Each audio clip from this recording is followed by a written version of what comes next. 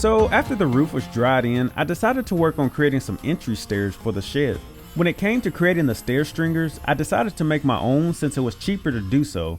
It does take a little bit of mouth, but if you do have a project that requires wooden stair stringers and you're working on a budget, I highly recommend looking into it since there are plenty of online videos and calculators to help simplify the process. Also, just a reminder that for this shed build series, I'm basically documenting my journey and hopefully inspiring some to gain the confidence they can tackle whatever DIY goals they may have. Since this is my first shed build, I still recommend anyone using this video series as a how-to guide to still do your own research, since there could be better ways to accomplish each of the tasks I've completed up to this point.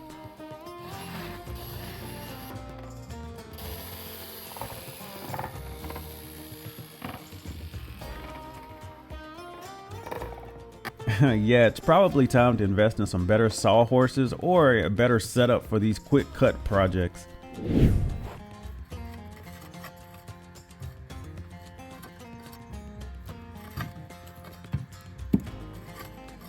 When it came to laying out the stair stringers, to save on cost and time, I decided to go with concrete blocks to support the base of my stair stringers instead of a custom concrete pad.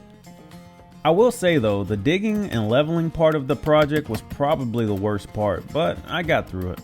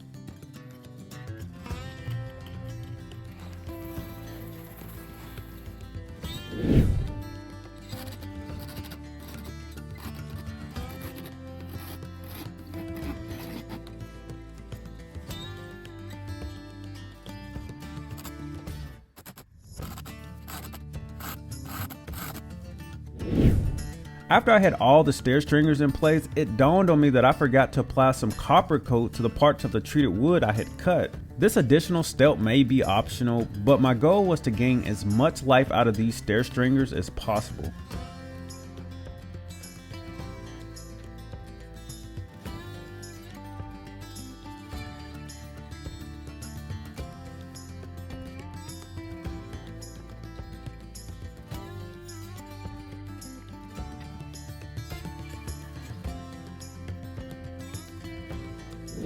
I also attached some joist tape as another protective measure to help my stringers last even longer.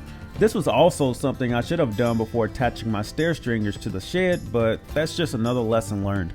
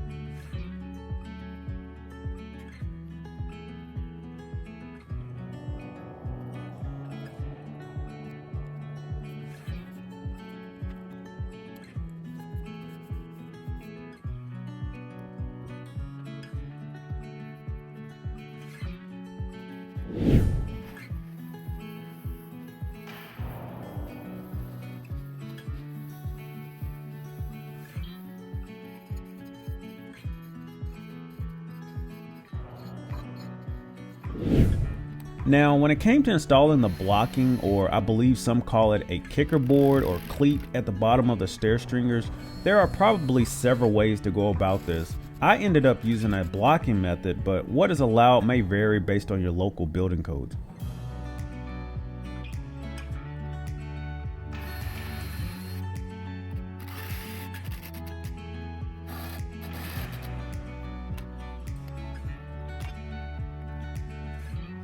To help prevent the bottom of the stair stringers from moving over time, I installed some concrete anchors. My power drill couldn't quite handle the job of drilling out the hole in the concrete, so I had to pull out my hammer drill.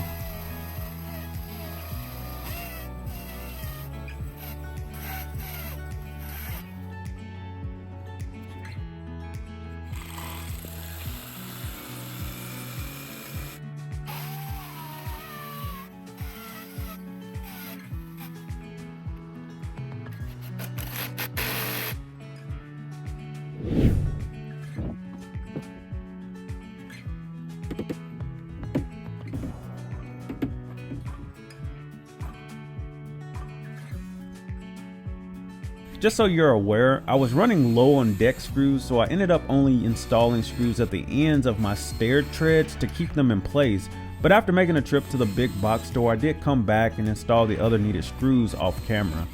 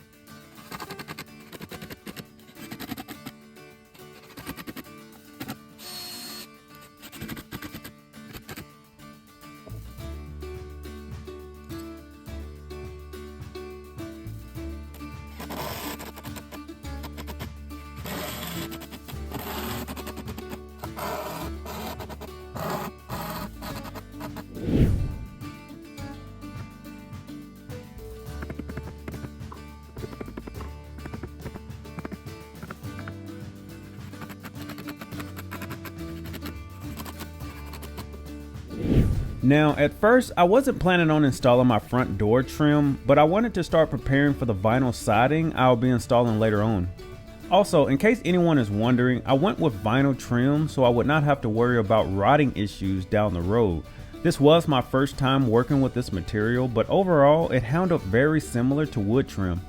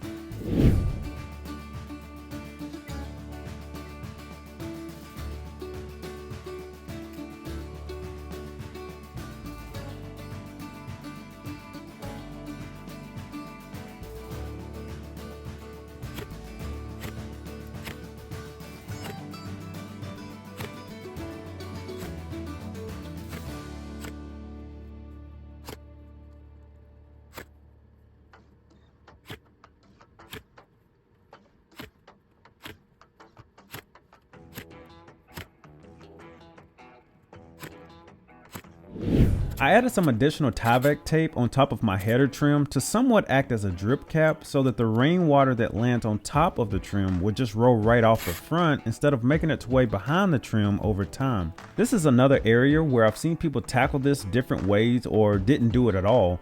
So it really depends on your application, and in my case I might not even really need it and some caulking would be just fine, but just check your local codes for the best practice.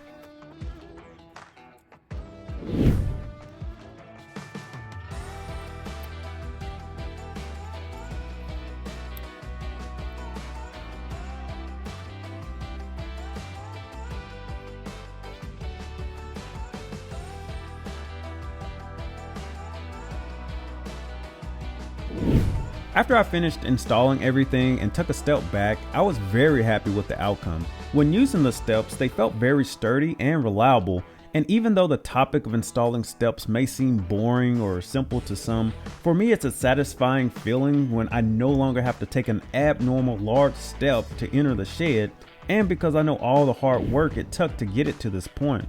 Anyway, thanks for watching, and if you found this video useful, be sure to bump that like button to encourage YouTube to share these videos with others so that hopefully we can inspire others and to help support this channel. Also, if you're just joining this video series, you can watch the other videos by clicking the left video thumbnail. And for everyone else, YouTube thinks you may be interested in the video on the right. Well, that's all for now. I'll see you in the next one.